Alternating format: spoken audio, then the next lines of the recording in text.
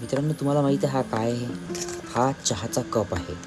यावर लिहिलेलं आहे नेस्टे. म्हणजे हा चहाचा कप आहे. जनरली हा मोठमोठ्या कार्यक्रमांमध्ये किंवा छोट्याशा हॉटेलवर सुद्धा या कपांमध्ये आपल्याला चहा मिळतं.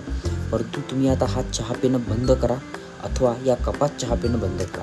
चहा पिणं मुळातच शरीरासाठी घातक आहे.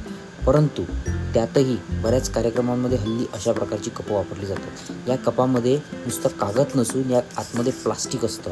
ते प्लास्टिक इतकं पतलं असतं की ती चहा टाकल्या प्लास्टिक विरघळतं आणि ते विरघळलेलं प्लास्टिक आपल्या शरीरात जातं.